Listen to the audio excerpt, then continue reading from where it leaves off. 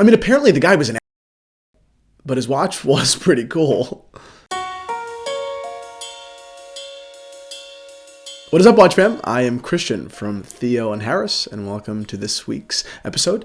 Today, I'm going to be talking about Karl Lagerfeld's Audemars Piguet Royal Oak.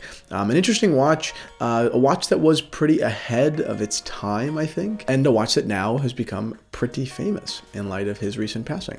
So, before we get into it, a quick wristwatch check. I am wearing a Cartier Tank American.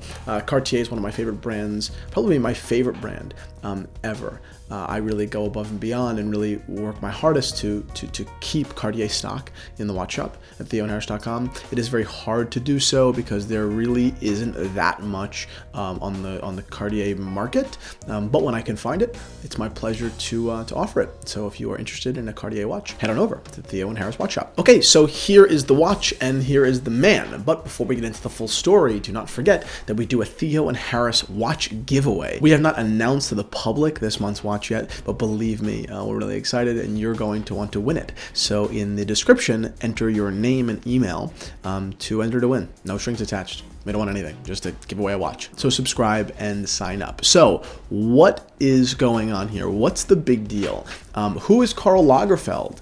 Karl Lagerfeld is the guy that everyone knows, but no one knows. You know what I mean? Karl Lagerfeld looks very distinct.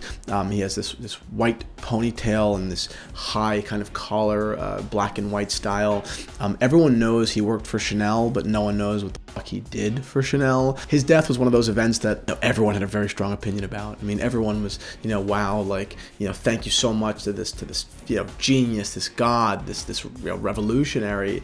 He'll be greatly missed. And I'm not saying he wasn't a genius or a god or revolutionary. I don't know. And I'm not sitting here saying that there isn't a huge community of people that don't love him and then don't revere him. On the other hand, if you've read some of his quotes on fat people and short people and ugly people that should only show their back, they're brutal. Wait till the end of this episode. I'm going to read some of them. But I hadn't heard any one of those people that wrote those beautiful eulogies mention Karl Lagerfeld's name basically ever.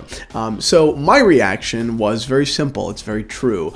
What watch did he wear? I'm not here to praise the guy or tell you his history, but his watch history is definitely something worth talking about. So, what was it? Well, the story dates back into the mid-1960s. Actually, I think 1976, is when Karl Lagerfeld first was seen wearing an Audemars Piguet A-series, but not just any A-series. What made this particular watch so different was that it was completely blacked out.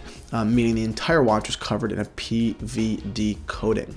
This is not the first time that watch lovers had seen a PVD coating, and it certainly wouldn't be the last time. There are brands like Bell & Ross and Bamford that are quite largely built on the idea of blacking out a watch, which all started with PVD coating. Heuer made their Monaco Dark Lord, another incredibly collectible watch, all blacked out. But unlike Heuer and their Dark Lord, AP didn't actually black out this watch in-house. At least that's not what's accepted by the public. Royal Oak doesn't need to be altered to be interesting, right? This one happened to be altered. But the Royal Oak itself is the world's maybe most interesting watch. I mean, I've said it before, we made an entire video dedicated to this idea that the Royal Oak is the watch that saved watchmaking. Like, legitimately, without the Royal Oak, fine Swiss watchmaking may have died. Again, I made an entire video to it. So please, down below in the description, watch this video. It's so important. It's a gorgeous story. But again, it's not just the story of the Royal Oak that made this watch important. It is the watch itself. It's totally blacked out. This watch was born in full steel, and then some point, many people believe, in Italy, the watch was converted to this blackout finish. Aesthetically, I think it's very interesting. Obviously, it's very true to Karl Lagerfeld, and I didn't hold the watch, so I can't tell you this with certainty, but I feel like the black coating probably blinded the public to what made the Royal Oak so beautiful, which is that super fine case finishing. But as his example aged, as it did, and wore out on all the edges, it really did look pretty cool. And again, it fit with his style perfectly. But what really makes this so interesting is this watch was found on his wrist not so long after this whole PVD coating came about. It was popularized by Porsche Design, something that I don't think was ever seen before, and more importantly than it being brand new, it was so different. The idea of a blacked out watch was something that was very odd and very rare. There is record of Cartier producing blacked out watches way back into the beginning of the 20th century, but certainly never anything with a bracelet. So this was, for all intents and purposes, pretty damn new, and Lagerfeld was basically right on top of it, which I think is really interesting. Fast forward like 30, 40, almost 50 years actually, Karl was still seen wearing the same watch, which you don't find that often for this, mega rich type of people, the type of people that can own and want to own everything. The guy's still wearing the same old watch, which at this point is really kind of, from many people's perspective, worn out and ruined because of all the wear.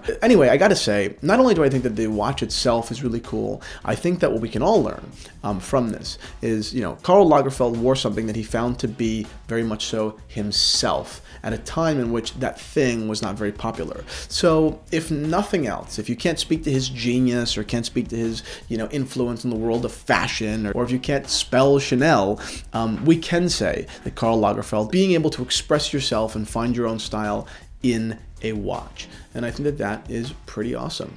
Thank you guys so much for watching. If you liked this video and found it useful, please give it a big old thumbs up. Without those thumbs ups, we can't even be really on YouTube. It no longer becomes even feasible. And do not forget, even more importantly, to watch our episode on the history of Audemars Piguet's Royal Oak, because it really is, I would say, maybe the most interesting history in the watch world. It's a beautiful, beautiful story. And go watch it now.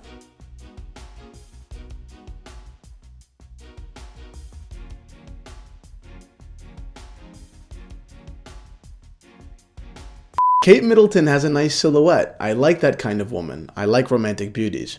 On the other hand, her sister struggles. She should only show her back. Sweatpants are a sign of defeat. You've lost control of your life, so you bought some sweatpants. The worst is ugly short men. Women can be short, but for men, it's impossible. It's something they will not forgive in life, to be born short. I have never been friends with a short man in my life. Don't trust them. They're mean and they want to kill you.